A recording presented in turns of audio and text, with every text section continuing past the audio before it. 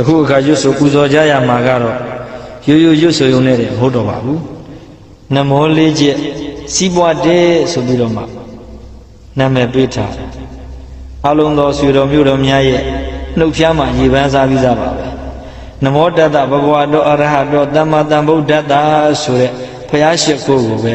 ၄မျိုး၄ပါးခွဲခြားပြီးတော့မှပရိစိတ်ဖို့ပရိစိတ်ပြီးတော့မှရှိခိုးပြီးတော့ဆူတောင်းဖို့ပြုလို့ကြမယ်ဆူတောင်းမှုပြုလို့ကြမယ်ဆိုလို့ရှိရင်မိမိတို့ဒီ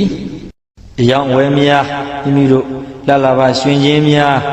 ဝဲငွေပူလာခြင်းများစိတ်နှလုံးချမ်းမြေ့ခြင်းများရောင်းဝယ်ဖောက်ကားတဲ့နေရာမှာအစဉ်ပြေခြင်းများစတဲ့ဝိသေသအထူးတွေခံစားကြရမှာတွေ့ကြုံကြရမှာဖြစ်ပါတယ်အဲဒီတော့ရှေးဥစွာနမောတတ္တဒီနမောလေးချက်ဂါထာကိုပထမနမောတတ္တဘဂဝါတောဆိုလို့ရှိရင်ပဋိတလုံးစီချပြီးတော့မှ၃ပတ်ဆေးရပါမယ်ကိုစိတ်တဲ့ပဋိဟာ108လုံးပဋိကုန်းဖြစ်ရပါမယ်နောက်တက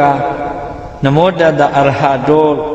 ပဋိတလုံးစီချပြီးတော့မှ၃ပတ်ဆေးရပါမယ်နောက်တကနမောတတ္တသမ္မာသမ္ဗုဒ္ဓတ္တဆိုပြီးတော့ပဋိတလုံးစီချပြီးတော့မှ၃ပတ်ဆေးရပါမယ်၄ပတ်မြောက်ကြတော့နမောတတ္တဘဂဝါတောအရဟတောသမ္မာသမ္ဗုဒ္ဓတ္တဆိုပြီးတော့ပဋိတလုံးစီချပြီးတော့၃ပတ်ဆေးရပါမယ်အလုံးပေါင်းပဋိ12ပတ်ဖြစ်ပါတယ်ပထမဆုံးနမောတတ္တဘဂဝါတောဆိုတာဘယ်လိုပုံစံနဲ့ရှိခိုးတာလဲဆိုတော့နမောတတ္တဘဂဝါတောဣတရိယဓမ္မယတတိရိကမပယတာမိဘုံ6လီနှင့်စုံညီပြဝမြတ်ဗုဒ္ဓအားအကျွန်ုပ်သည်ယိုသည်စွာရှိခိုးပါ၏အဲ့ဒါနမောတတ္တဘဂဝါတောရဲ့အဓိပ္ပာယ်ပါနောက်တကနမောတတ္တအရဟတောလူမင်းနမင်းမြမမင်းတို့ရဲ့ဝဆင်းကိုရပူဇော်တုကိုခံယူတော်မူလိုက်သောမြတ်စွာဘုရားအားဘုရားတပည့်တော်သည်ယိုသေးစွာရှိခိုးကြောပါ၏နောက်တနည်း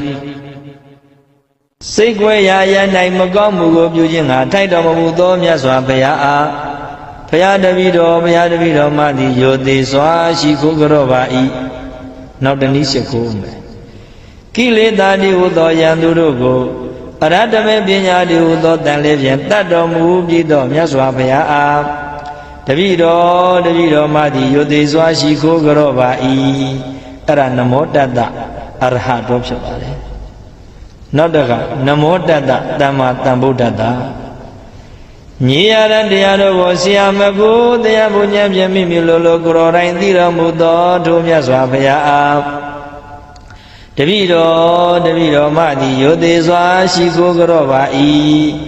အဲ့ဒါနမောတတ္တသမ္မာသမ္ဗုဒ္ဓတ္တရဲ့အဓိပ္ပာယ်ပါနောက်တကနမောတတ္တဘဂဝါတောအရဟတောသမ္မာသမ္ဗုဒ္ဓတ္တ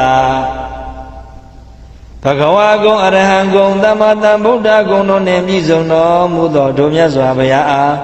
ဘုရားတပည့်တော်မှသည်ယိုသေးစွာရှိခိုးကြောပါ၏အဲ့ဒါနမောတတ္တဘဂဝါတောအရဟတောသမ္မာသမ္ဗုဒ္ဓတ္တရဲ့အဓိပ္ပာယ်ပါအဲ့တော့အလုံးသောဆွေတော်မျိုးတော်များဒီနမောလေးချက်ကိုရွတ်ဆိုပြီးတော့ပရိစိတ်ဘုရားရှိခိုးပြီးတော့မှစီးပွားရေးတွေတက်နိုင်ကြပါသည်စီးပွားရေးတွေတက်နေလာခဲ့သို့တိုးတက်အောင်မြင်ကြပါစေ